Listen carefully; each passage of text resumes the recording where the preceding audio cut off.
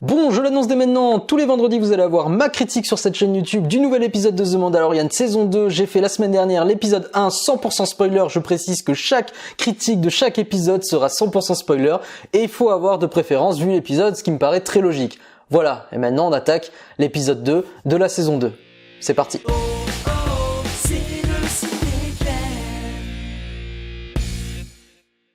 Hey, salut à tous, bienvenue dans le Ciné-Clem, j'espère que vous allez bien et on se retrouve aujourd'hui pour une toute nouvelle vidéo critique. Et il s'agira de l'épisode 2 de la saison 2 de The Mandalorian. Je me répète énormément mais je préfère quand même le préciser, comme d'habitude c'est 100% spoiler, donc si tu n'as pas vu cet épisode et si tu n'as pas vu l'épisode précédent, mais dépêche-toi d'aller le voir, mais juste avant je te retiens un petit peu, tu peux t'abonner, activer la petite cloche, comme ça t'es sûr de manquer aucune actualité, voilà, je l'ai placé, c'est bon. Donc c'est parti. Alors ce chapitre 10 du nom de la passagère est un épisode moins intense que le précédent, mais d'excellente qualité. Il arrive à renouveler la forme, il y a de nouvelles idées, mais il faut quand même faire un petit peu attention parce que dans le fond, il commence un petit peu à bégayer Mandalorian. Je m'explique, dans l'épisode précédent, le Mando combat à main nue, il va dans une cantina, il rencontre un coéquipier, part à l'aventure et l'épisode se termine contre une immense créature. Et qu'est-ce qui se passe dans ce nouvel épisode? Eh bien, dans ce nouvel épisode, le Mando combat à main nue, va dans une cantina, rencontre un coéquipier, part à l'aventure et l'épisode se termine contre une immense créature. Alors oui, effectivement, dans ce nouvel épisode, c'est pas un coéquipier, mais je pense que vous avez compris l'idée. C'est pas un coéquipier, c'est juste une nana qui part à l'aventure avec son chauffeur Uber. Attendez,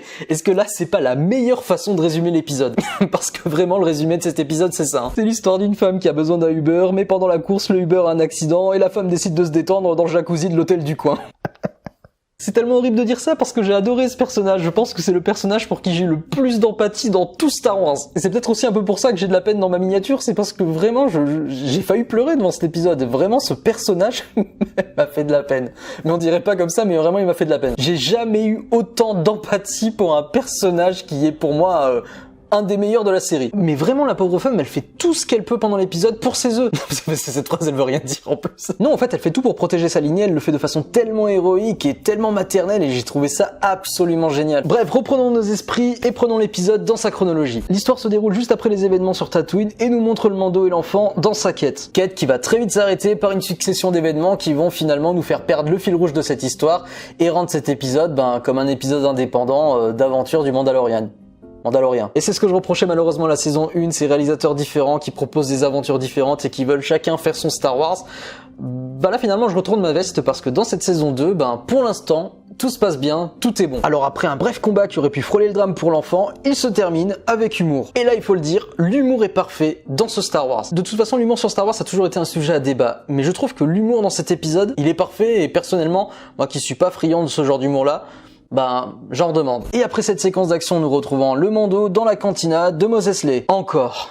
Bon là je trouve que c'est un petit peu too much, qu'on retombe encore une fois dans ce côté décalqué de l'épisode 4, mais au moins c'est bref et on nous plante rapidement ce qui sera le cœur de l'histoire, c'est-à-dire la fameuse œuf qui a commandé un Uber. Et là à partir de là, l'épisode prend une envolée différente et je l'ai trouvé magnifique, de bout en bout. Et un épisode qui est très surprenant parce que rappelez-vous à la fin de l'épisode précédent, juste avant le générique, on a vu l'apparition de Boba Fett dévoilé sans son casque, et dans celui-ci, qu'est-ce qu'on va voir?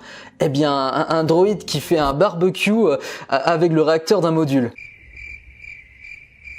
Et on y découvre également que C3PO n'est pas le seul personnage de la galaxie à parler plusieurs langues. Effectivement, il y a la possibilité dans la galaxie Star Wars de parler plusieurs langues et c'est hyper intéressant. Je trouve que ça donne un côté plus vrai et que ça humanise nos personnages. Et pour parler d'humaniser, il y a même une séquence dans l'épisode qui m'a surpris. Je me suis dit tiens, ah ouais d'accord, on n'est pas si proche. C'est un moment où le Mandalorien va dire bon les gars, on va prendre le vaisseau là, donc si vous voulez passer aux toilettes juste avant, c'est maintenant. Ça commence à devenir un petit peu surprenant Star Wars. Et donc l'épisode se poursuit avec 2 X-Wing qui s'ajoutent à l'histoire, dont un des X-Wing est piloté par Dave Filoni, le showrunner de la série The Clone Wars et de Star Wars Rebels. La séquence est intense, elle est magnifique, elle est hyper bien shootée et elle sert de transition pour changer de décor.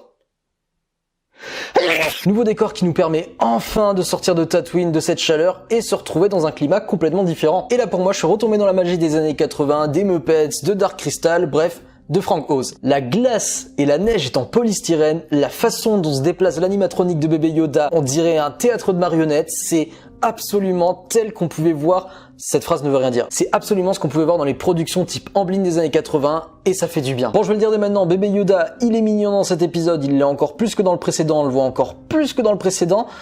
Mais qu'est-ce qui m'a agacé? Et voilà, je l'ai dit, maintenant je me tape l'avalanche de dislikes sous cette vidéo. Mais attention mesdames et messieurs, là pour moi vient le meilleur moment de cet épisode. C'est le moment où cette femme bricole un droïde pour s'en servir de traducteur. Je trouve l'idée tout bonnement excellente et je l'espère que ça va pouvoir servir dans d'autres épisodes, dans d'autres films. C'est un truc inédit dans Star Wars, en tout cas dans ce qu'on a pu voir visuellement. Je sais pas si c'était le cas dans l'ancien canon, mais j'adore absolument cette idée. Et ça montre cette obstination qu'a ce personnage pour arriver au bout de sa quête et c'est hyper touchant. Je rigole mais ça m'a vraiment ému, la séquence où elle est dans le jacuzzi, j'ai souri 3 secondes, mais après quand j'ai compris pourquoi elle était là, bah voilà. Puis là enfin vient le climax de l'épisode, ce climax qui va faire que je vais rebaptiser complètement le titre de la série. Accrochez-vous, pour moi c'est The Mandalorian et la Chambre des Secrets.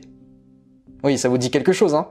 Moi aussi, parce que là on emprunte absolument une séquence complète qui apparaissait dans le deuxième volet d'Harry Potter, c'est-à-dire la séquence où Harry et Ron vont dans la forêt interdite et se retrouvent face à une énorme araignée et des petites araignées. Séquence qui, on le rappelle, se termine dans un véhicule pour se protéger. Bref, et l'épisode de Mandalorian se termine comme ça, ils prennent le véhicule, ils s'en sortent et générique. Mais c'était vraiment bien, c'était intense, on s'est pas ennuyé une seule seconde. Bon, je regrette qu'il y ait 10 minutes de moins dans l'épisode parce que vraiment j'ai eu un petit peu les bolasses quand le générique est apparu. C'est rempli d'idées nouvelles, effectivement, et j'en étais convaincu, il y a pas Boba Fett dans l'épisode, c'était sûr quoi, ils nous ont mis ce petit teasing là, ce petit cliffhanger à la fin de l'épisode précédent pour maintenir le spectateur, pour qu'on ait envie de revoir chaque semaine en espérant qu'il soit de retour quoi. Mais pour moi, c'est une théorie, hein. Boba Fett va apparaître, je pense, dans les 2 derniers épisodes de la série, c'est-à-dire l'épisode 8 et 9. Pas avant, je pense pas en fait. Et je suis même convaincu qu'on y découvrira que finalement c'est peut-être pas le mec aussi badass qu'on espérait, que il est devenu pacifiste, qui refuse l'armure ou quelque chose comme ça. Enfin bref, je trouve ça étrange moi l'histoire du gars qui veut retrouver son armure pendant 5 ans quoi. C'est Boba Fett quoi, 5 ans pour retrouver une armure, je trouve que c'est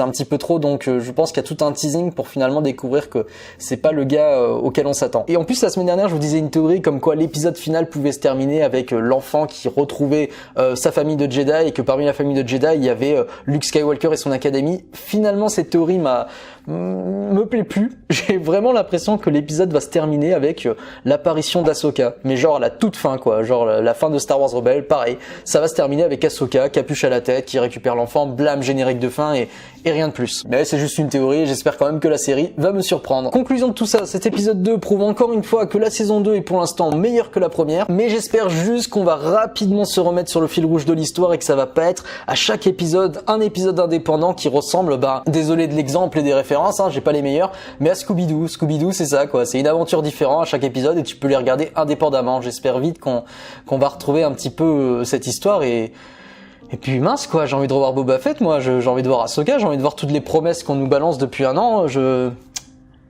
veux. Et voilà, cette vidéo se termine là pour aujourd'hui. J'espère qu'elle vous a plu. N'hésitez pas à rejoindre mes réseaux sociaux Twitter, Facebook et Instagram, à vous abonner, à activer la petite cloche, à mettre un petit pouce en l'air, à mettre un petit commentaire. Bref, je lis tout le monde et réponds à tout le monde. Et voilà, dites-moi si vous êtes impatient de l'épisode 3, si vous avez aimé celui-ci, si vous avez préféré le premier. Bref, je lis tout le monde, je réponds à tout le monde. Moi, je vous laisse ici, je vous embrasse, je vous aime et vous dis à très très vite dans le Ciné-Clem. Allez, ciao!